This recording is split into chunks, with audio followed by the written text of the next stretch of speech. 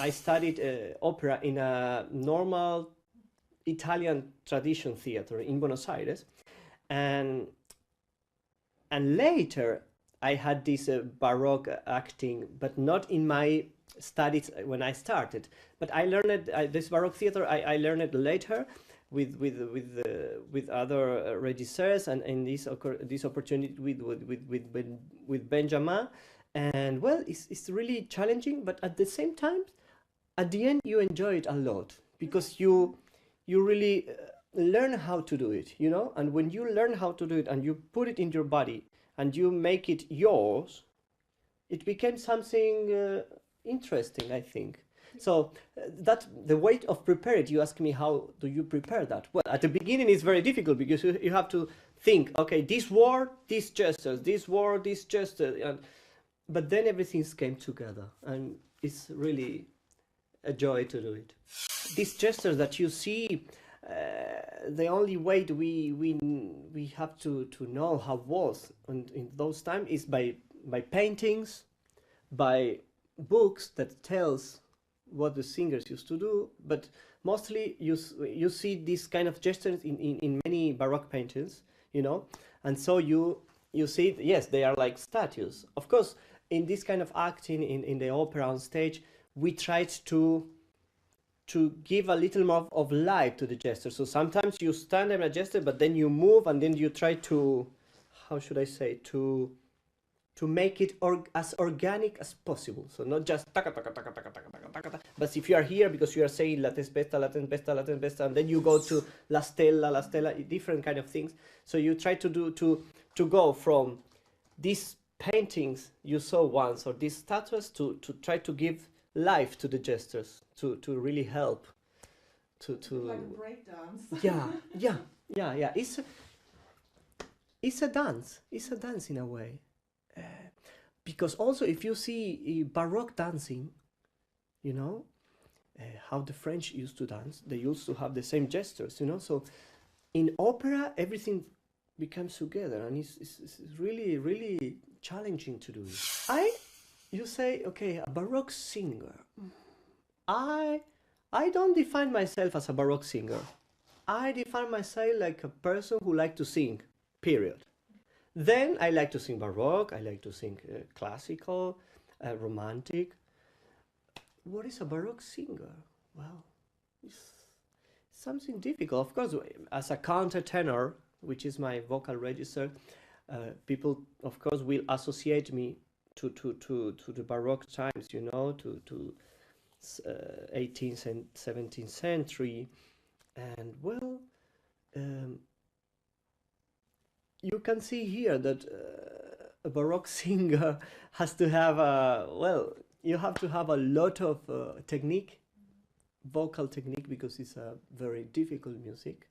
It doesn't look difficult, you know, it doesn't look difficult, but it's very demanding, very demanding. Long phrases, coloraturas, acrobatic things to do with the voice. And if you ask me what is a Baroque singer, well, it have to be something very, very, very well prepared, but also to really understand the language, which is this Baroque music, to understand where it comes from, you know. We learned that opera comes from the Greek tragedies, you know. I say that I came from the bel canto because I was taught and that way when I was studying in Buenos Aires in the Teatro Colón. Teatro Colón is a theater with a very clear Italian tradition, so all the teachers there teach you the bel canto way of singing. But of course I start singing bel canto by doing, yes, of course, Baroque music, Handel, but also Rossini, Donizetti, Bellini, you know, this kind of singing, and that give me a very special technique, let's say, to that make me now give me the opportunity to go in some other, not only in Baroque music, but also in some other kind of parts, like Sesto in La Clemenza di Tito, which is Mozart, or Rossini, that I also did in Italy. So that's what I That's what I learned from my teachers. You know, this kind of singing, which is about as a technique, is a way to understand music, but also you can read it. You know, in the very old there is a very old musical essay written by Tosi, which was a castrato, and he started to say there. He wrote about some concepts that are very, very important on the bel canto school. He wrote about the weight of stand-up, you know, the nobility of the singing. That was something that for me was like very important, you know, because then in bel canto singing, speaking later with Rossini, you really understand this kind of nobility of the line of singing, you know. Of course, beside all this kind of thing that you learn with your body, I mean, breathing, support, how to manage the vocal muscles, you know, the larynge low, so you have place to the note, how to make the passaggio with the voice to go to the high notes. So everything becomes together, you know, the things you learn with the Baroque music and the things you learn with the romantic music, I should say, you know, Bellini, Donizetti. Everything comes together, and well, that's what that's what I learned from the beginning. You know, the bel canto way of singing, I like to say. So I use that for everything, but at the same time, it's the same. You know. Yeah, good. Yeah. Sometimes you're studying without singing, you know, because if you are singing Riccardo Primo, you cannot be singing something totally different and put it in the voice, because then the voice get like, what are you doing with me, you know? So for example, I studied sometimes in the piano, you know, without singing, but studying here, you know, and that's a way sometimes when you have mixing things to do. But then also it's good that you organize your schedule and you say, okay, this time I studied this music, and in this other moment I studied the other thing, and then you try, of course, to do together with travels and all that. Yeah. Yeah.